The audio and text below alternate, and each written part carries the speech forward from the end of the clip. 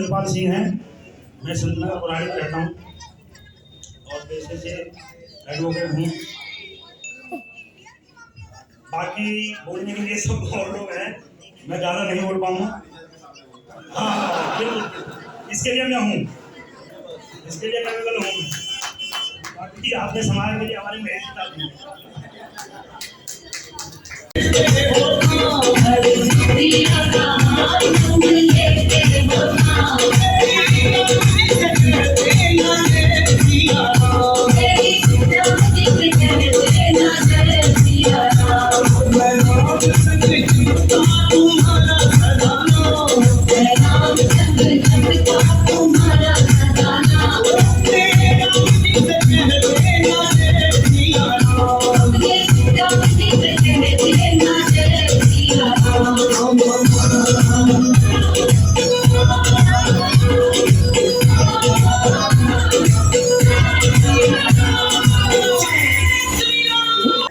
सभी को मेरा सादर प्रणाम। आज मैं इधर खड़ी हुई हूँ आपको संत गाडगे महाराज के बारे में बताने के लिए। संत गाडगे महाराज खुद एक अनपढ़ थे। उन्होंने कभी अभी शिक्षा नहीं ली थी। उन्होंने शिक्षा नहीं ली थी। और जैसे आप जानते हैं जो डॉक्टर भीमराव अंबेडकर थे, उन्होंने हमारा संविधान बनाया। और आपको लगता होगा कि डॉक्टर बी आर अम्बेडकर ने शिक्षा किनसे ली थी। डॉक्टर बी आर अम्बेडकर ने भी शिक्षा संत गाडगे महाराज से ही ली थी। उनका जन्म महाराष्ट्र के महाराष्ट्र में ही हुआ था 23 फरवरी को 1876 में। वो उन्होंने कई विद्यालय खुलवाए, चिकित्सालय और भी चीज़ें भिक्षा मांग कर खुलवाई थी। उन्होंने गरीब बच्चों को शिक्षा प्रदान करी थी। भूखे को अन्न देना, प्यासे को पानी देना, वस्त्रहीन को वस्त्र देना, अशिक्षित बच्चों को शिक्षा देना, ये विचार थे संत गाडगे महाराज के। तो एक बार जोर से तालियां बजा दीजिए संत गाडगे महाराज के लिए भी जोरदार तालियां एक बार। संत गाडगे महाराज की जय जय। Hi everyone, I hope you are doing good. नमस्ते। एक्चुअली जैसे कि आपको तनीषा ने बताया कि संत गाडगे महाराज ने कैसे एजुकेशन के लिए सरवाइव किया हमारे लिए, तो उसी के एजुकेशन की इम्पोर्टेंस के लिए मैं आपको 2 लाइन बोलना चाहूँगी। आई होप आप उस पर अमल करेंगे। Education is like a magic key that unlocks countless doors of opportunities. It's not just about sitting in the classroom and memorizing about facts. It's about gaining knowledge, skills, and wisdom that can change your life and the world around you. Education helps you to understand the world. It teaches you about history, science, literature, and it's so much more. When you know how things work and why things happen, you can make better decisions in your life. And I hope कि आप अपने बच्चों को प्रेरित करें कि वो पढ़ें और आगे बढ़ें। Thank you.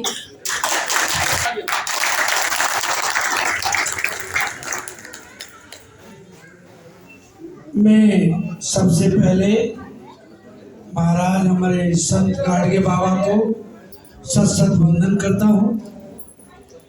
आज उन्हीं की कृपा से मैं यहाँ पर अपने समाज के बीच में यहाँ उपस्थित मंचा से, मुझे नाम नहीं है माफ़ करना, हमारे अधिवक्ता जी भी हैं, प्रधान जी हैं सभी, और माफ़ करना कि मैं सभी का सम्मान करता हूँ। और मैं महेश जी का विशेष अभिनंदन करता हूँ कि इन्होंने मुझे यहाँ पर आमंत्रित किया, और इस संचालन महोदय के साथ मेरे विष्णु जी जो हमारे होनहार एसडीएम हैं, ये बच्चे हैं, इन्होंने करके दिखाया है। मैं एक पहलू के रूप में बाबा साहब संत गाडगे जिन्होंने 1876 में जन्म लिया, अमरावती में सेड़े गांव, जो डेबू जी नाम से प्रसिद्ध रहे, इनका कोई खास इतिहास नहीं और खास इतिहास है। थोड़ा समझने की आवश्यकता है। ऐसे परिवार में बड़े अच्छे जमींदार भी थे उनके पिताजी और अच्छे परिवार में थे, लेकिन साहूकारों के शोषण के कारण संत गाडगे बाबा के परिवार से सारी संपत्ति साहूकारों ने अनपढ़ होने के नाते अंगूठा लगवाकर सारी संपत्ति हड़प ली।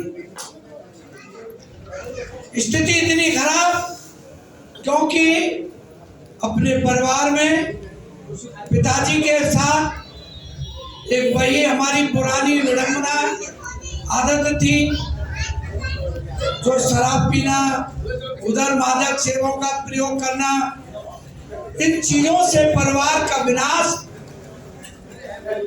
देखा। तो इनकी माताजी अपने मायके आ गई और मायके में भी उनके बहुत जमींदार हुआ थे उनके मामा, लेकिन उनकी स्थिति वही चरागाह के रूप में उनके वो पशु वगैरह चराते थे, रहते थे, लेकिन वहां भी स्थिति ऐसी है।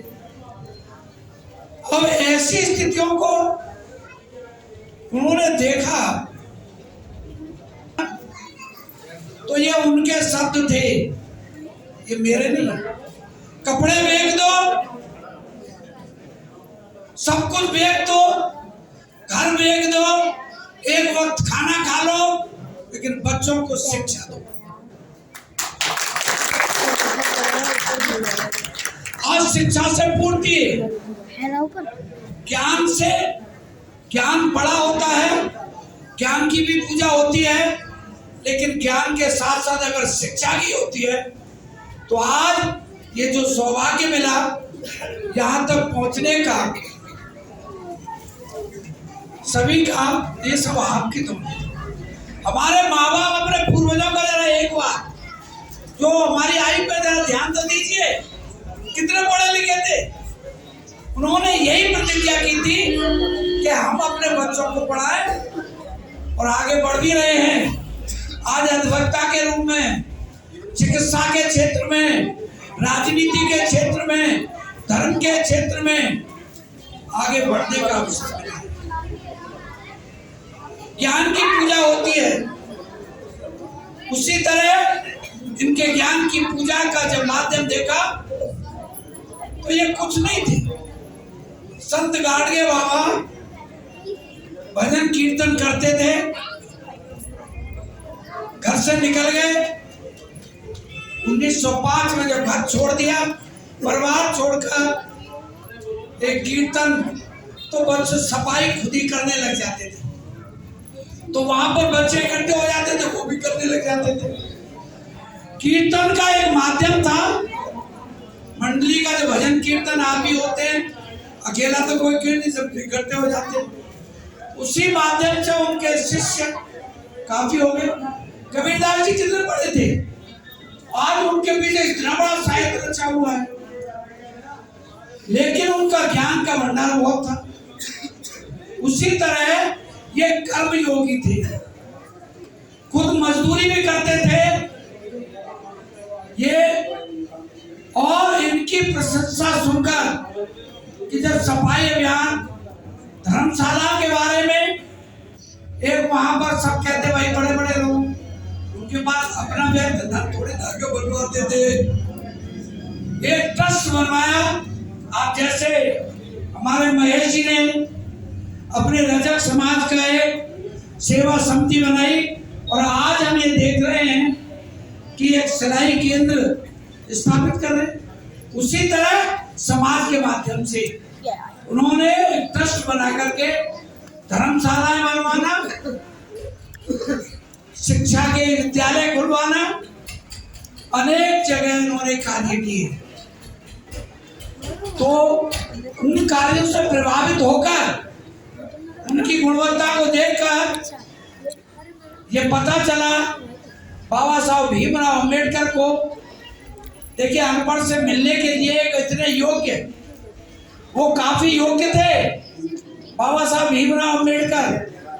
वो उनके पास गए, उनसे ज्ञान प्राप्त किया, उनकी बातें हुई कि अपने इस दलित समाज को कैसे उभारा जाए, और उसे उभारने के लिए इतने प्रयास किए उन्होंने कि आज बाबा साहब भीमराव अंबेडकर मानते थे उन्हें। लेकिन मन में आता है, मैं कई समाजों में भी गया, महापुरुषों के नाम बहुत आगे सिरोधारी रूप से, लेकिन उपेक्षित रहा। एक इतने योग्य अपने समाज के बाबा साहब महाराज संत गाडगे जी, इनके नाम को उपेक्षित करने के लिए हम ही दोषी। उनके समर्थक, उनके अनुयायी, उनके शिक्षाप्रद आगे बढ़ाने का कार्य उनका रहा। उसी तरह आज हम भी तो जाग उठे हैं। उठिए, जो सोए हुए हो जागिए, कर्म योगी बनिए, मेहनत किए। आज सेवा के माध्यम से सारी चीजें प्राप्त हो सकती हैं। हमें अच्छा वक्तव्य दे दें और अपने घर में कथनी और करनी में अंतर कर दें तो कोई लाभ नहीं। हमें वही आदर्श अपनाने हैं, उनके बढ़ाने हैं। अब मुझे मन में बार बार यही बात आती है कि इनको बढ़ाने के श्रेय हमें अपनी शिक्षा, अपने बच्चों को उनको शिक्षा दें। निःशुल्क तौर पर जो पढ़े लिखे हैं उन्हें निःशुल्क तौर पर जो संस्कार दें, देके मैं एक बात कहूँगा, इतनी आवश्यकता नहीं होती कि वो मान्य। देखिए, हम अपने को मान्य नहीं मानते। भाई महेश जी ने कह दिया इस तरह, लेकिन हमें अकेले रह करके कभी उन्नति नहीं कर पाएंगे। हम सर्व समाज का सहयोग लेकर और प्रत्येक घर में बाबा साहब संत गाडगे की पूजा हो, ऐसा हम करते हैं। हम ही नहीं, हमारे साथ साथ हर समाज उनकी, आज महाराष्ट्र के अंदर उनके नाम से संत गाडगे विश्वविद्यालय भी है, अनेकों धर्मशालाएं भी हैं, बड़ी बड़ी धर्मशालाएं भी हैं, और अलग अलग शिक्षा के केंद्र भी हैं। तो उन्होंने एक स्वरूप पैदा किया है, और वो भी राजनीति के क्षेत्र में। हम राजनीति के मामले में पछड़े में ज्यादा नहीं, जिसका विचार जिससे बनता है कोई जबरदस्ती नहीं, लेकिन जो हमारे भावों को, हमारे विचारों को, हमारे इष्ट देवताओं को आगे बढ़ाने का कार्य करेंगे, हम उनका समर्थन करेंगे। आप बिल्कुल राजनीतिक स्तर की बात मत समझना, मैं वही बात कहता हूं जो हमारे लिए, हम उसके लिए हैं। लेकिन हमारे साथ किसी का अपमान करना, किसी का निरादर करना बिल्कुल नहीं, लेकिन वो सहन करना भी हमारा, हम किसी के, हमारा कोई निरादर करे, हम उसको सहन नहीं करेंगे। हम उसका अपने शिक्षा के बल पर, अपने कार्य शैली के ऊपर हम उनको परिणाम देंगे, उनको रिजल्ट देंगे कि देखिए हम इस लायक हैं। बोलिए किस क्षेत्र में? क्या आप सेठ साहूकार आप नहीं बन सकते क्या? क्या एक ही जाति धर्म का काम है क्या? आप विद्वता के तौर पर जो और कार्य कर रहे हैं वो हम भी कर सकते हैं। आगे बढ़िए, हर क्षेत्र में बढ़ने का प्रयास करेंगे, तभी हमारी सफलता आगे बढ़ेगी। मैं अपनी माता बहनें, ये जो बेटियां आई हैं, मैं इतनी उम्मीद करता हूं क्योंकि मैं शिक्षक रहा हूं। आज वो वक्त नहीं रहा, आज कंधे से कंधे मिलाकर कोई बेटियां भी आगे बढ़े, लेकिन बेटियां ऐसा स्वरूप पैदा न करें जहां माँ बाप का सम्मान को ठेस पहुंचे। इतनी मैं उम्मीद जरूर अवश्य करता हूं, क्योंकि शादी कोई बड़ी चीज नहीं होती। शादी एक जीवन जीने के लिए एक रास्ता है, आधार है, लेकिन उस आधार को बनाने के लिए हमारी योग्यता, हमारी काबिलियत, हमारी दक्षता काम आएगी और हम उसको लक्ष्य बना करके जीवन को चलेंगे। मुझे आई विल डू इट, कभी पर ये रखें कि मुझे ये करना है, तभी हम जीवन को, लक्ष्य को प्राप्त कर सकेंगे। ये नहीं अपने अंदर हीन भावना, बिल्कुल नहीं। हम किसी से कम नहीं, हमने दुनिया की सफाई की है, गंदगी को दूर किया है, हर तरह से गंदगी को, समाज की को दूर किया है। फिर हम किस लिए दलित, हम किस लिए उपेक्षित, हम किस लिए वो ये रजक समाज हर समाज के साथ कंधे से कंधा मिला के चलेगा और हम योग्यता के साथ अपना प्रमाण पत्र प्रस्तुत करेंगे। आज कर्म की पूजा होती है, इसलिए कर्म योगी के रूप में जितने बार हमारे महान संत हुए, इन्होंने मेहनत करके, कर्म करके, कभी ये नहीं कि भेष रख करके दूसरे के ऊपर आश्रित रहे हो। जो उपेक्षित हैं या जो नहीं बढ़ पाए, उनको जीवन में ये तय करें, शाम को कहें मैंने जीवन में एक नेक काम ऐसा किया है, और अपने को बढ़ाने का प्रयास करेंगे, जरूर करेंगे। क्योंकि आज हम अपने अंदर ही इस हीनता का भावना निकाल करके श्रेष्ठ बनने की भावना रखेंगे। दूसरा, मुझे एक मन में और बात आ रही है कि जो हमारे बड़े बड़े महान अधिवक्ता भी बैठे हुए हैं और प्रयास कर रहे हैं, हमारे समाज से भी उनसे यही प्रयास कर रहे हैं कि उनको उठाने का प्रयास करके कभी अपनी जाति को छिपाने का काम नहीं करेंगे, बल्कि उनको आगे बढ़ाने का काम करेंगे। खड़ल्ले से कहेंगे मैं रजक समाज से हूं, वो भी स्थिति नहीं, क्योंकि छिपाने वाले मैंने कई अपने साथियों को, कईयों को देखा, बड़े बड़े मिले भी, कई भी, उन्होंने पता नहीं कौन है जी, अब पता नहीं जी इनका कौन है, ये तो मेरे रिलेशन में ये है, नहीं तो ये तो अपने को शर्मा बताते थे। तो कितना खिन्नता पैदा होती है, दुख तो प्रकट होता है। और जिस बाप से पैदा हुए हैं, जिस माँ बाप ने हमें जन्म देकर के पाला पलोसा है, जिन माता पिताओं ने हमारी सेवा संस्कार देकर के हमें इस लायक बनाया, आज हम उसी संस्कृति को भूल रहे हैं।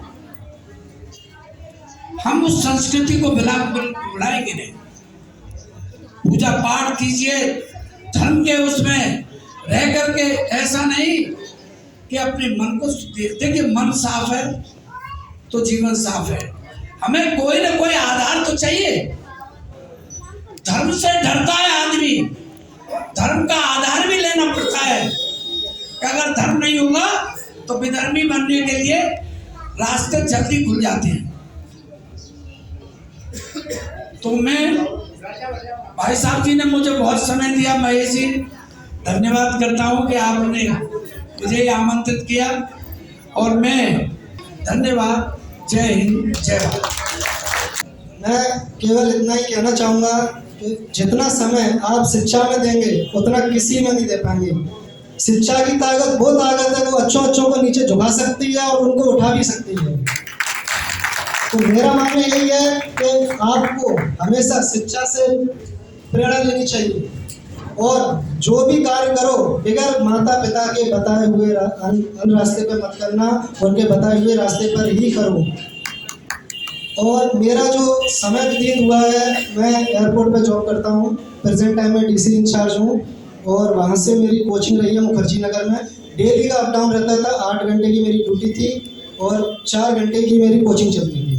डेली अप डाउन करना कितना कार्य वैसा रहता है, लेकिन फिर भी मैं उन चीज़ों से गुजरा हूँ। कोई समय ऐसा था कि मैं खाना तक नहीं खा पाता था किसी टाइम पर, लेकिन मेरे भाई, मेरे फूफा जी और मान्य श्री महेश कुमार जी, मान्य श्री राम खिलाड़ी जी, सुनील जी, मुनीश जी, इन सभी के सहयोग से मैं आज यहाँ तक पहुँचा हूँ और मैं इन्हें दिल से हाथ जोड़कर प्रणाम करता हूँ। मुझे इस काबिल समझा। और किसी भी बच्चे को यूपीएससी की तैयारी करनी है, उस तैयारी को करने के लिए मैं आगे आऊँगा और हर रूप से खड़ा रहूँगा। बेशक मैं पोस्टेड हो जाऊँगा, अगर वो मुझसे कहेगा कि मुझे यूपीएससी की तैयारी करनी है तो मेरे पास आए, मैं उसकी पढ़ाई करवाऊँगा यूपीएससी की। बस बच्चे में लगन होनी चाहिए पढ़ने की, तो वो कामयाबी की सीढ़ियाँ आराम से ऊपर चढ़ जाएगा। बस इतना ही कहना चाहूँगा। बहुत बहुत धन्यवाद। जय संत, जय भीम, जय भारत। सभी लोगों को मेरा तहे दिल से नमस्कार। जय श्री संत गाड़गे महाराज जी की जय हो। सभी लोगों से मैं ये कहना चाहूँगा कि शिक्षा की इतनी बड़ी ताकत है, अगर हमें सिर्फ देखने की जरूरत होती है। जरूरी नहीं है कि किताबों का ज्ञान ही हमें आगे ले जा सकता है।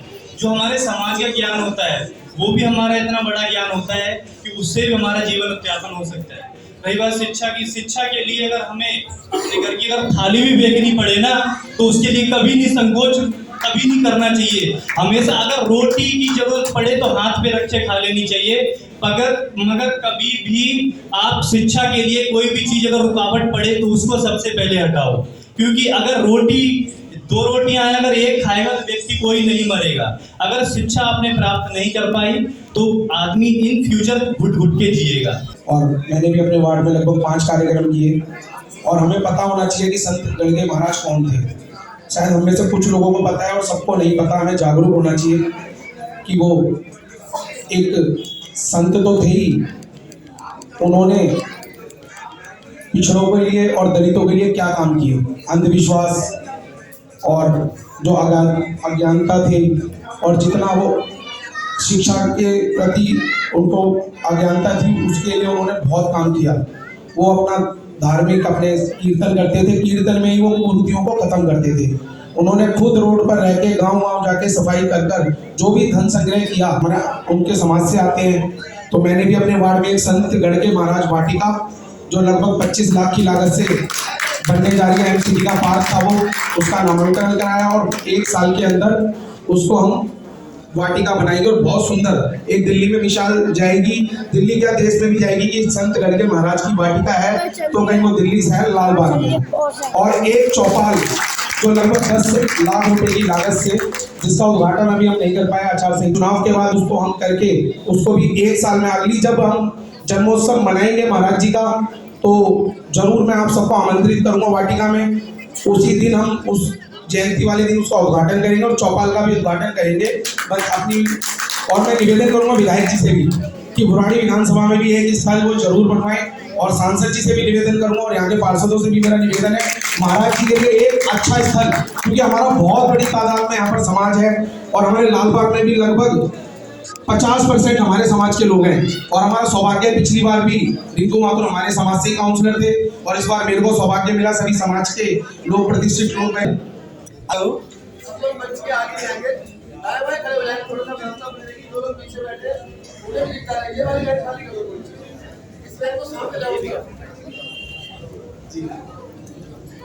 मेरा नाम अनिल कुमार है और मैं महाशक्ति कॉलोनी में रहता हूँ। मैं प्रेजेंटली मैं पेशे से एक एडवोकेट हूँ और उससे पहले मैं 15 साल तक टीचिंग की है, जिसमें मैंने 15 सालों से कॉमर्स की क्लासेस वगैरह लेता था मैं, और जिसमें ऑल ओवर इंडिया के जितने भी स्टूडेंट्स होते थे उनमें से कुछ सेलेक्टेड स्टूडेंट्स को ही हम अपना सेलेक्ट करते थे पढ़ाने के लिए, जिसमें से 2019 में जो दिल्ली का जो टॉपर था सीबीएसई स्टूडेंट, वो मेरा स्टूडेंट था। मॉडल स्कूल बाराखम्मा स्कूल से वो पास आउट था। और इसके अलावा जो नोएडा में स्टेप बाय स्टेप स्कूल है, उसका भी जो टॉपर स्कूल रहा ऑल ओवर इंडिया का अकाउंटेंसी में, वो भी मेरा स्कूल है। तो एक लंबी जर्नी रही है मेरी भी, जिसमें मैंने बीकॉम किया है, एमकॉम किया है, सीएमए किया है, एलएलबी किया है, एलएलएम किया है। तो कॉमर्स से होते हुए मैं सीधा फिर एक एडवोकेसी लाइन में आया हूँ और आपके सोम बाजार रोड पे मेरा ऑफिस भी है, ये 15 नंबर गली। तो मैं चाहता हूँ कि हमारे समाज का और कोई भी वंचित वर्ग का आदमी अगर किसी को किसी भी तरह की एजुकेशन से रिलेटेड या फिर अपने कोई भी मैटर्स, लीगल मैटर्स से रिलेटेड कोई भी प्रॉब्लम्स हो तो आ सकते हैं और मिल सकते हैं। धन्यवाद।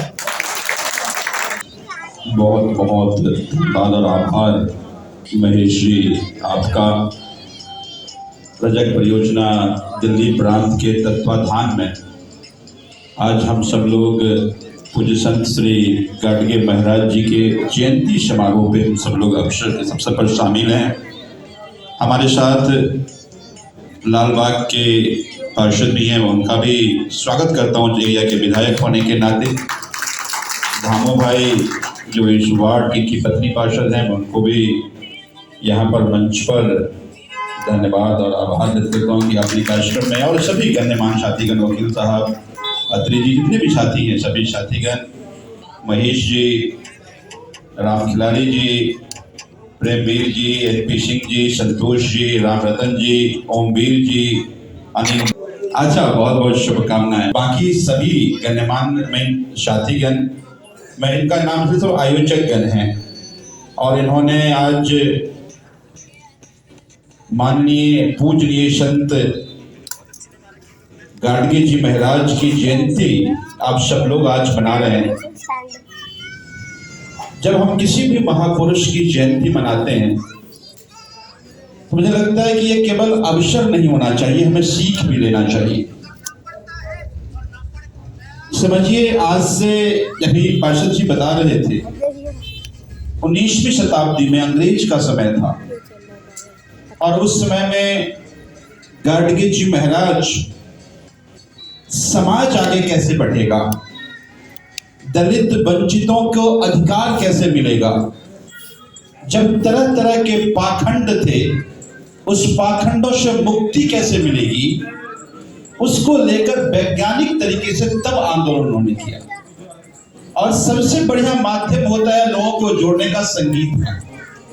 तो अपने कीर्तन के जरिए, अपने भजन के जरिए, वो भी निर्गुण भजन के जरिए आम लोगों को जोड़ते थे। और उन्होंने कहा किसी भी समाज को अगर आपको समाज को मजबूत करना है तो समाज को शिक्षित करना पड़ेगा। बाद में उन्हीं की लेगेसी को बाबा साहब ने आगे बढ़ाया और बाबा साहब ने भी कहा कि अगर समाज के अंतिम कड़ी के व्यक्ति को अगर आगे आना है तो पहले उसको शिक्षित कर दो आप। तो यही गाडगे जी महाराज ने जो शुरुआत की थी, आज भी हम ये नहीं कह सकते कि समाज के उस अंतिम व्यक्ति को समाज की पहली पंक्ति में आने का रास्ता मिल गया। तो अगर रास्ता नहीं मिला तो लड़ाई तो बाकी है ना। और अगर लड़ाई बाकी है तो आज के दिन से दूसरा कोई उपयुक्त दिन नहीं हो सकता इस बात की प्रण लेने का, इस बात को ठान लेने का कि हम अपने समाज के अंतिम व्यक्ति को, वंचित को, दलित वर्ग को आगे हम लाएं। देखिए, वो हमेशा कहते थे, गाडगे जी महाराज के बारे में जितना कुछ भी मैं जाना और पढ़ा, उनका हमेशा ये मानना था कि जब तक आप सेवा केवल मंदिर में जाने से नहीं हो सकता कि मंदिर में खूब पूजा पाठ कर लिए, आज खूब चल भी रहा है, लेकिन खूब पूजा पाठ, कई बार किसी को कहता है धार्मिक कौन है, 2 बार जय श्री राम कह दिया और धार्मिक है, भले ही वो लाठी क्यों नहीं मार रहा हो। गाडगे जी महाराज कहते थे विकलांगों की अगर सेवा करोगे, अगर आप गरीबों की सेवा करोगे, जिनके घर में रोटी नहीं है रोटी दोगे, जिनके घर तक रोशनी नहीं पहुंच रही रोशनी दोगे, वो वास्तव में हमें मंदिर जाओ या ना जाओ। अगर कहीं प्रभु होंगे भी तो उनको खुशी किससे मिलेगी? उनको तो खुशी तब मिलेगी ना जब जो उनका काम था यहाँ पर कोई इंसान कर रहा है। नहीं तो केवल जय श्री राम करते रहो, तलवार से गर्दन काट दो, तो भगवान को तो दुख होगा या हंसी आएगी, ये कैसा वक्त हमने बनाया। तो आज धार्मिक होने का मतलब जो गाडगे जी महाराज ने समझाया था, अगर हम उनके रास्ते पर चल लिए तो आज के इस जयंती को मनाने का सार्थक फल हो सकता है, अन्यथा ये केवल अवसर की तरह है। राजनीतिक फायदे नुकसान हो सकते हैं लेकिन समाज का भला नहीं हो सकता। तो मैं और गाडगे जी महाराज किसी एक समाज के नहीं, वो सबके हैं जो उनके बताए हुए रास्ते पे चल रहा है, जो उन्होंने मार्ग दिखाया था उस मार्ग पे चल रहा है। तो मैं अभी कुछ प्रपोजल पार्षद जी अपने यहाँ कर बात भी करता हूँ। हम लोग भी कोशिश करेंगे कि उनकी स्मृति में, चूंकि कई बार हम किसी बड़े महापुरुष का जब चाहे उनके नाम पर कोई सामुदायिक भवन रखते हैं या उनकी मूर्ति लगाते हैं तो केवल इसलिए नहीं कि वो कोई सांकेतिक हो, उनसे हमें सीख मिले और उनके बताए हुए रास्ते पर आगे चले। इसीलिए हम उनके चाहे मूर्ति हो चाहे समुदाय हो या कुछ भी अच्छा काम उनके नाम पर कर लेते हैं। तो बिल्कुल कोशिश करूंगा कि गाडगे महाराज जी की कृति समाज में यूं ही फलती फूलती रहे और हर वर्ष आप लोग यूं ही मनाते रहें, हमें भी बुलाते रहें, ताकि हम भी पूछें कि आपने कितने कदम आगे बढ़े हैं जब गाडगे जी महाराज की जयंती को मनाते हैं। तो चूंकि होली भी आने वाली है, मैं होली की भी अग्रिम शुभकामनाएं आप सब लोगों को देता हूं। देखिए, होली रंगों का त्योहार है और होली हुरदंग का भी त्योहार है, लेकिन ये हुरदंग प्यार का होना चाहिए, ये हुरदंग नफरत का नहीं होना चाहिए। कई बार ऐसा होता है ना कि हमारे चेहरों से नफरत हो जाती है, चेहरों से लड़ाई है। तो होली इसलिए है कि अगर चेहरों से लड़ाई है तो चेहरों पे रंग पोत दीजिए और दिल मिला दीजिए, ताकि जब रंग उभरे तो चेहरे से प्यार हो जाए। इसी का त्योहार है होली। तो मैं उम्मीद करता हूँ कि ऐसे ही समाज एकजुट रहेगा। सभी समाज के गण्यमान साथी, अभी मैं नाम भूल रहा हूँ, जब सो बाजार में उनका ऑफिस से पढ़ाते हैं, हाँ अनिल जी, एडवोकेट साहब, अच्छा विष्णु जी, अच्छा कहाँ पे विष्णु जी आप? अच्छा कौन सा बैच था आपका? Danish sir, UPPC. अच्छा बहुत बढ़िया, अच्छा यूपीएससी से गए थे, बहुत बढ़िया। तो एक बार जोरदार ताली बजा दीजिए आप इनके लिए, बहुत बढ़िया।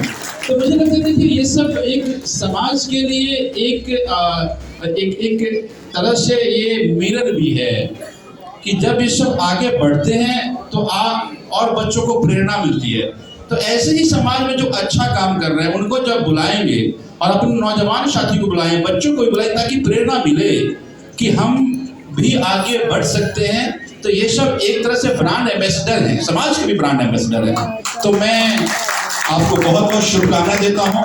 आप अपने जीवन में खूब आगे बढ़े, खूब अच्छा काम करें, समाज के नाम का रोशन करें। गाडगे जी महाराज की जो मिशन है उस मिशन पे आप काम करते रहें, यही आपसे मुझे उम्मीदें रहेगी, बल्कि पूरा भरोसा है नौजवान बिल्कुल करेंगे। तो फिर से सभी साथियों को बहुत बहुत धन्यवाद। वकील साहब का बहुत बहुत धन्यवाद। मैं जब बोल रहे थे तो वकील साहब बोलने का तो पैसा लेते हैं कोर्ट में, तो कहा कुछ अच्छी बात निकल गई तो कोर्ट में निकलनी चाहिए, यहाँ नहीं निकलनी चाहिए, है ना। तो वकील साहब बहुत अच्छे व्यक्ति हैं, वैसे बहुत अच्छे व्यक्ति हैं, बहुत सामाजिक व्यक्ति हैं। तो बहुत बहुत धन्यवाद, ढेर सारा आभार। ऐसे ही हम सब लोग मिलजुल कर समाज को, तमाम लोग थे तो सैद्धांतिक लड़ाई बहुत बड़ी होती थी, लेकिन जब सैद्धांतिक मंच से उतरते थे ये हमारी आपसी कटुता नहीं है, ये व्यक्तिगत की लड़ाई नहीं है। तो राजनीति को भी हमें उस ऊंचाई तक हम सब लोग देखें, और आप लोग भी, कोई भी कार्य करता आपस में मत लड़िए। कई बार नेता ऊपर जो होता है ना, एक साथ बैठ के चाय तो पी लेता है, कार्यकर्ता सर फोड़ता है दूसरे को, ऐसा मत कीजिए कभी किसी का। सैद्धांतिक लड़ाई लड़िए, बहस कीजिए, लेकिन बहस की एक जो मिनिमम गरिमा है उसको जरूर मेंटेन कीजिए, ताकि ये नफरत पारिवारिक ना हो जाए। ये ध्यान रखना, अगर आप सब लोग ये ध्यान रख लेंगे तो ऊपर के नेता भी ठीक हो जाएंगे। केवल ऊपर के नेता लड़ा देते हैं, अपना फायदा ले लेते हैं, तो ऐसा नहीं होना चाहिए। महेश जी बहुत सुलझे हुए व्यक्ति हैं, और मुझे लगता है कि कोई भी आइडियोलॉजी को अगर ईमानदारी से निर्वाह करता है तो वो अच्छा व्यक्ति है। आइडियोलॉजी कोई भी खराब नहीं होता, उस पर फिर वो राजनीतिक फायदे नुकसान के हिसाब से लोग उसका नाजायज तौर तरीका अपना लेता है, लेकिन कोई भी धर्म हो, कोई भी सिद्धांत हो, वो अच्छे और नेक इरादे से बनाए जाते हैं। तो बहुत बहुत धन्यवाद, ढेर सारा आभार फिर से आप सब लोगों को, होली की ढेर सारी शुभकामनाएं। गाडगे जी महाराज की बहुत बहुत धन्यवाद। सभा पे उपस्थित सभी सदस्यगण, हमारे माननीय राठौर जी, माननीय एनपी सिंह चौहान जी, हमारे माननीय एसडीएम साहब, मैं सभी को बहुत बहुत धन्यवाद कहूँगा कि इस मंच पर पधारे, और मैं सभी का शुक्रगुजार हूँ कि मुझे इस मंच के लायक समझा और यहाँ पर कहने के लिए बुलाया है। मैं फिलहाल ऑर्थोपेडिक सर्जन हूँ मौलाना आज़ाद मेडिकल कॉलेज और लोकनायक हॉस्पिटल में एज ए प्रोफेसर पोस्ट पे, और ट्रॉमा सेंटर जो अभी उन्होंने बताया, जो हॉस्पिटल से ही अटैच्ड हॉस्पिटल है ये सूत्रो ट्रॉमा सेंटर, मैं उसका हेड हूँ।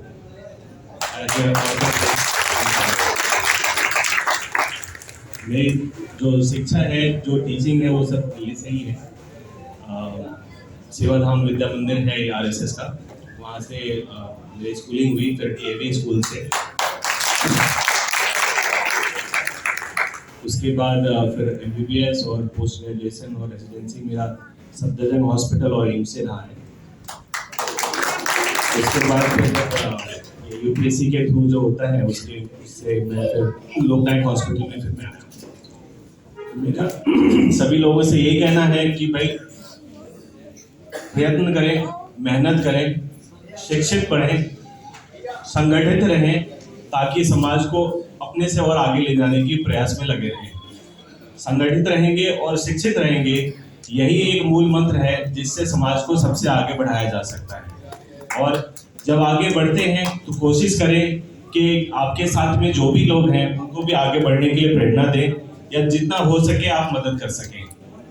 इससे यह होता है कि आप तो बढ़ रहे हैं, उसके साथ साथ क्योंकि समाज में अभी उतने लेवल पे नहीं पहुंचे हैं जिस तरह से बाकी लोगों का वो है परसेंटेज जो है, प्रतिशत है आगे बढ़ने का, कंपैरेटिवली अगर देखा जाए तो हमारे समाज का कहीं ना कहीं थोड़ा सा कम है। लेकिन ऐसा नहीं है कि कम है, जिस भी लेवल पे जाएंगे, चाहे वो आईएएस हैं या आईपीएस हैं, चाहे मंत्री हैं, सब जगह पर हमारी पहुंच है। बस ये है कि जानकार नहीं है तो एक दूसरे से उतना लिंक नहीं बन पा रहा होता है। बट इस तरह से संगठित होने में, ऐसे आने में ये है कि सब एक दूसरे को जान रहे होते हैं, पहचान रहे होते हैं और एक दूसरे से मिल करके आगे बढ़ने की प्रेरणा ले रहे होते हैं। आज संत गाडगे के बाबा के उपलक्ष्य में मैं सभी को बधाई देना चाहता हूं, और सभी बधाई के पात्र हैं कि वो यहाँ पर आए हैं और कुछ नया सीख करके ही जाएंगे। इसी शब्दों के साथ मैं अपने सबको विराम देता हूँ। जय संत गाडगे, जय भीम, जय भारत। क्रम में मंच पर विराजमान समस्त मंचासीन पदाधिकारीगण, उपस्थित समस्त भाई और बहनों और आयोजक मंडली के सभी कार्यकर्ता बंधु, क्षमा चाहूंगा क्योंकि मेरे लिए मजबूरी है कि मैं महेश जी का नाम लूंगा तो रतन जी का लूंगा, उनका लूंगा तो फिर इधर में इनका लेना पड़ेगा। तो मेरे महाराज जी के कार्यक्रम में, और जहाँ पूज्य संत श्री गाडगे जी महाराज जी का कार्यक्रम हो तो वहाँ हम सब उनके बच्चे हो जाते हैं, तो उससे मुझे लग रहा है कि इतने में काफी है। जीवन में यदि अपनी पहचान और अपने पूर्वजों की पहचान हमारे मस्तिष्क में नहीं है तो मान के चले कि आपकी पहचान पर कुछ नहीं। इसलिए ये कोई अतिशयोक्ति नहीं है, ये आवश्यकता है, और आवश्यकता के अनुसार अगर हम अपने पूर्वजों को याद नहीं कर सकते तो फिर तमाम समाज का निर्माण हम नहीं कर सकते। और इसलिए मैं उन सभी लोगों का धन्यवाद और बधाई दूंगा कि जिन लोगों को नहीं भी मालूम होगा उन्हें भी बताने का जो प्रयास कर रहे हैं संगठन के माध्यम से, संस्था के माध्यम से और एकत्र करके। बहुत सारे लोगों को नहीं मालूम पहले से रहा होगा कि पूज्य संत गाडगे जी का आज जयंती अवसर है। कैसे पता चलेगा जो हमारे अन्य बच्चों का, जो आने वाली पीढ़ी है, उन्हें मालूम हो कि हमारे कोई पूर्वज ऐसे महान और महानता को प्राप्त करने वाले और उस परिवार, उस गुरु तत्व के रूप में हम सब लोग यहाँ पर रहते हैं और अलग अलग स्थानों में रहते हैं। और कहते हैं कई जगह तो ऐसा मिलेगा कि कहते हैं कि मैं और मेरा यार एक ही बस्ती में रहते हैं, पर बड़े गजब की बात है कि दर्शनों को तरसते हैं। अरे मेरा ही भाई कोई पड़ोस में रह रहा होगा, लेकिन हमें मालूम ही नहीं होता कि वो कहीं पर रह रहे हैं।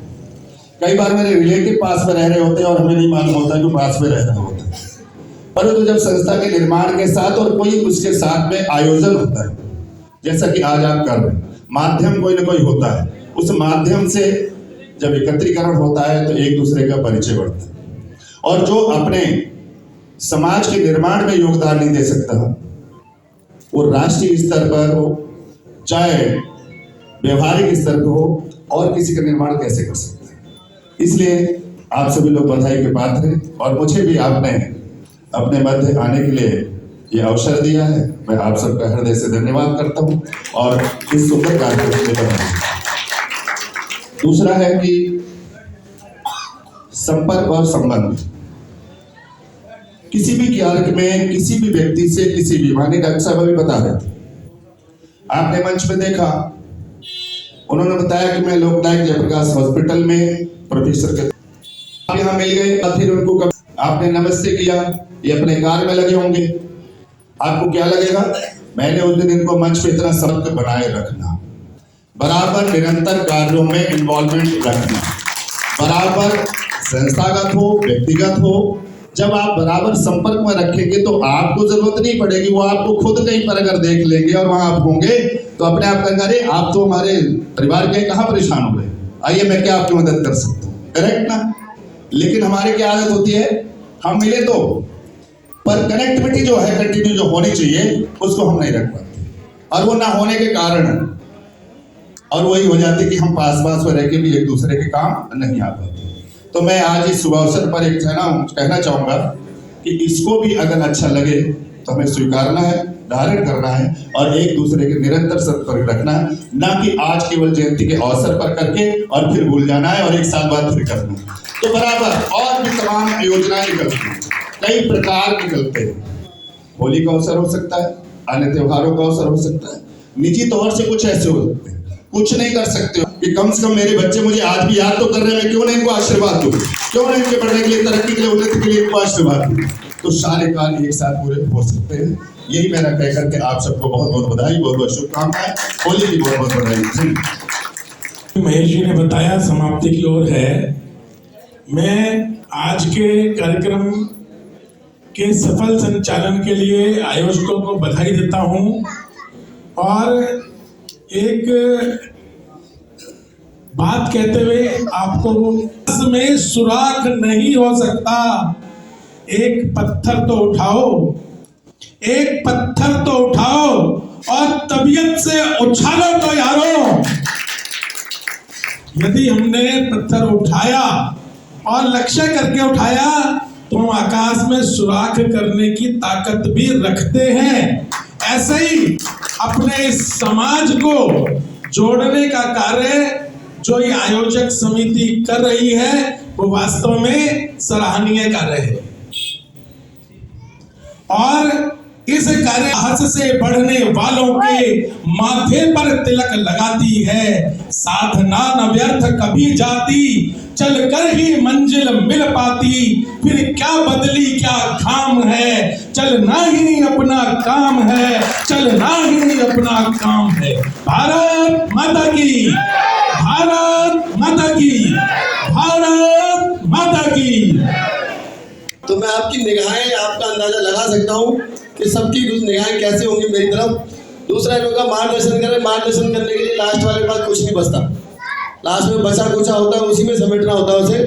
तो मार्गदर्शन जैसी चीज़ मेरे पास तो है भी नहीं और मैं कर भी नहीं सकता, क्योंकि मंच में इतने महान विभूति बैठी हुई हैं। हमारे वकील साहब निगम पार्षद जी, हमारे रामराज जी, SDM साहब, डॉक्टर साहब, वकील साहब, हमारे बहुत बड़े यहाँ के समाज सेवी, और इधर हमारे संतोष जी, वैसे इतने महान लोगों के आगे मेरी बोलने की हिम्मत और औकात नहीं है।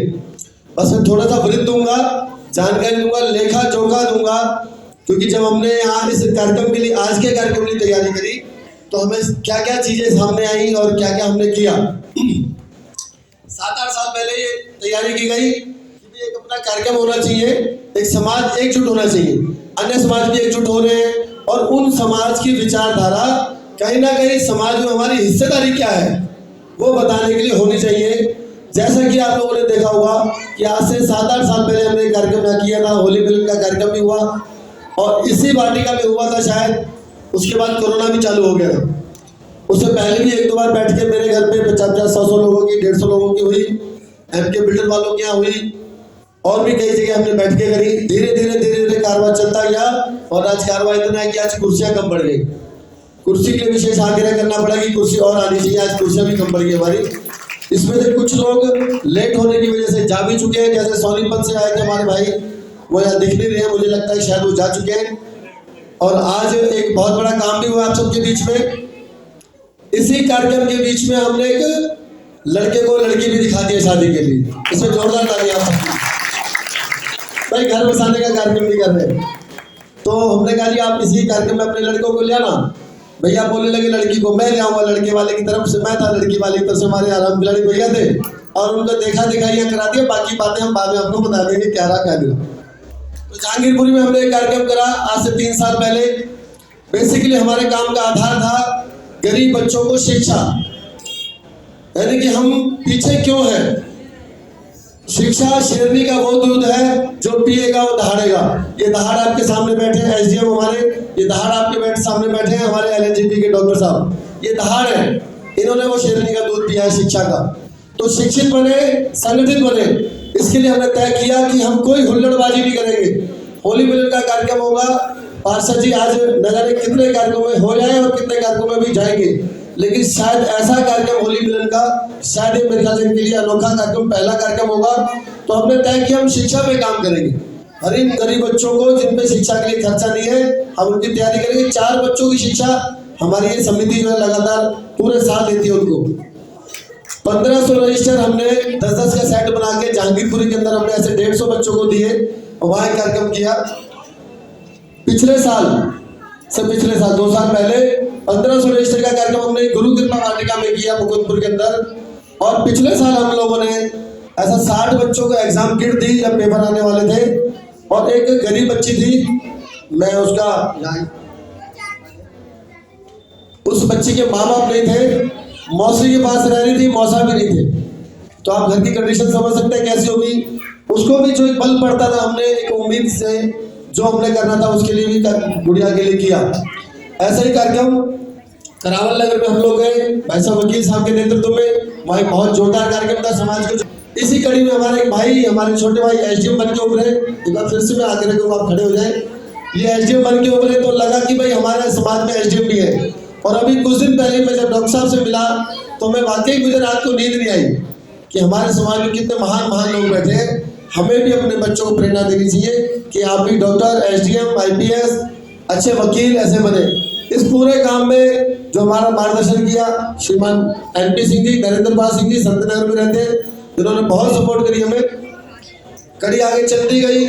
आज के कार्यक्रम के लिए हम लोग बैठे तो एक भाई बोलने लगा जी आपने तो पहले तय कर रखा है, क्या करना है।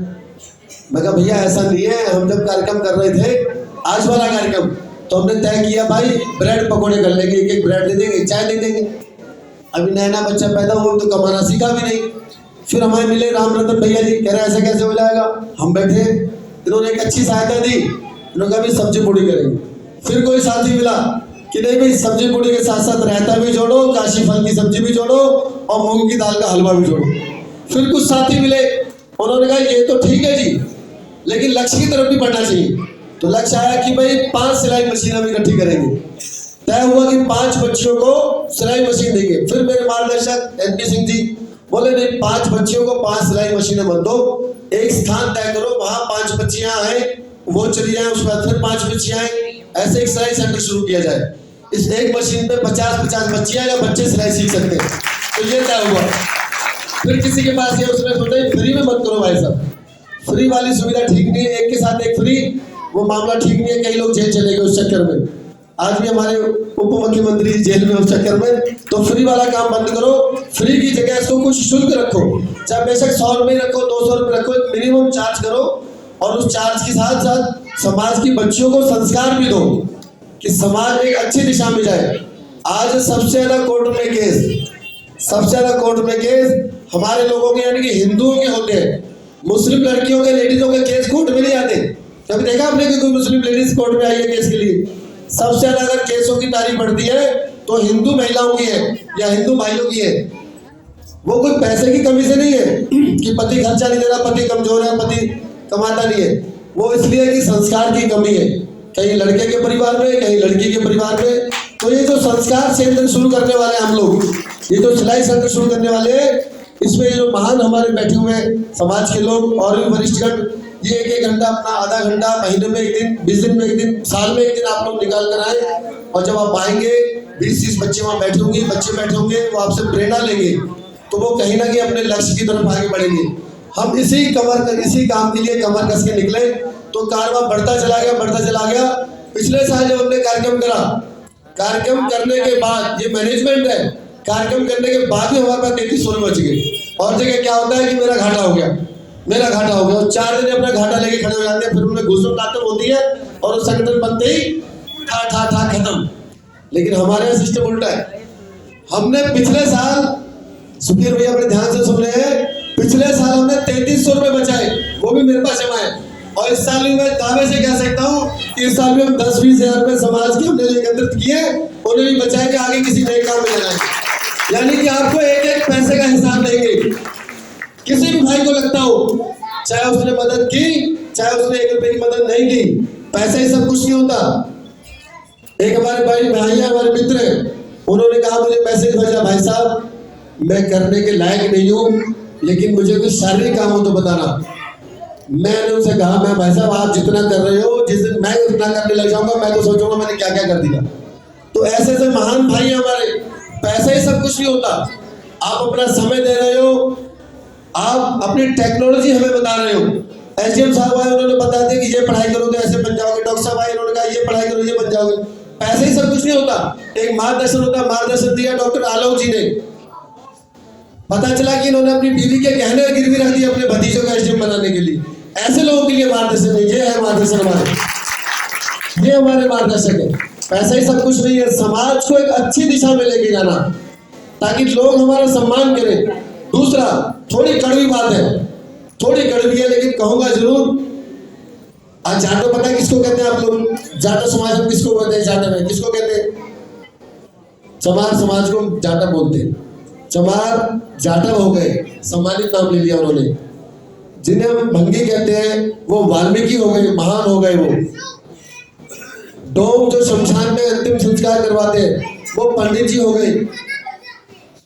खटीक सूर्यवंशी हो गए, कुम्हार प्रजापति हो गए, धोबी रह गए। अगर हम आपस में बात कर रहे हैं धोबी के तो ठीक है, लेकिन दूसरा बोलते तो SC ST का केस लगाते हैं उसके ऊपर। ये विचारधारा ठीक नहीं है। अपने समाज का सम्मानित नाम है रजक समाज, जो सामने मंच पे लिखा हुआ है। हम अपने भाई को रजक से नहीं बोल सकते, हम अपने भाई का सम्मान क्यों नहीं कर सकते? एक व्यक्ति के पास हम गए, मैंने उनके पैर छुए, कह रहा और बताइए महेश क्या हाल है? मैं कहा आज के बाद तेरे पैर नहीं छूंगा, तुझे बोलने की तमीज ही नहीं है। मैं उनको सम्मान दे रहा हूँ, उनके पैर छू रहा हूँ कि उम्र दराज है, काम के नहीं है वो लोग कि सम्मान दे भाई उम्र दराज है, लेकिन उसको बोलने की तमीज नहीं है। अगर मेरी जगह कोई दूसरा होता दूसरे समाज का, तो वो क्या कहते, आओ भाई साहब और बेटा ठीक हो और घर में सब ठीक है। तो ये बोलने का जो लहजा है इसको सुधारो, नहीं तो कोई समाज तुम्हारी पूजा पाठ तुम्हारा सम्मान नहीं करेगा। सबसे पहले अपने घर से हमें संस्कार देना। आप किसी बड़े के घर में जाते हो, वो घर पे नहीं है या घर पे है, उस बच्चे से बोलते हो बेटा पापा कहाँ है?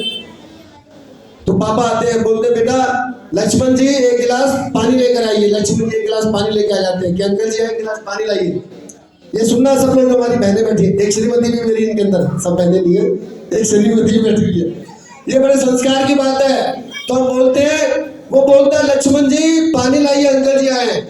हमारे घर में जब हम उसको दूसरी बार मिलने जाएंगे तो हमें पता है कि इनके बेटे का नाम लक्ष्मण जी है, तो हम भी बोलेंगे लक्ष्मण जी पापा घर में है क्या? हमारे घर में कोई आ जाए, राम रतन जी मेरे घर में आ गए, मैं अपने लक्ष्मण को क्या बोलूँ? अरे लखुआ पानी लियो, अंकल जी आए। हमारा लक्ष्मण लखुआ हो गया, उनका लक्ष्मण जी हो गए। ये अपने घर का संस्कार है। बात छोटी सी है लेकिन बहुत सीखने वाली बात है कि अपने घर से जब हम अपने बच्चे को, अपने छोटे भाई को सम्मान देना, इज्जत देना सीखेंगे, तभी कोई हमें सामने वाला सम्मान देगा, वरना सम्मान छीना नहीं जाता, ये अपने संस्कारों से बनता है सम्मान। तो सम्मान देना सीखो, सम्मान देने के लिए दुनिया तैयार बैठी है आपका। बस ज्यादा लंबा नहीं बोलूंगा, भोजन तैयार है ऊपर। सबसे पहले माताओं बहनों से आग्रह करूंगा कि आप सबसे पहले टोली में आप जाएंगे। हमारे सिलाई सेंटर शुरू होने वाला है, मुफ्त सिलाई सेंटर संत गाडगे समाज सेवा समिति की तरफ से हम लोगों ने शुरू करा। पहले तय करूंगा जौनती माथुर जी, हमारे लोकप्रिय निगम पार्षद धामू जी, हमारे गणमान्य व्यक्ति की आप कृपा है और इसका एक तिलक लगा के उसका उद्घाटन करें। धन्यवाद। साहब आप भी आगे हो जाएंगे, थोड़ा थोड़ा पीछे हो जाए बाकी लोग प्लीज। भाजी आप पीछे इधर लेके सामने।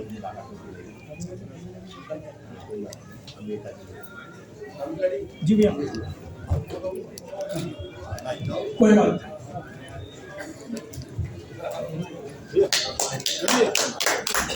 धन्यवाद विधायक जी, आप यहाँ पर आए, आपने हमारा मार्गदर्शन किया।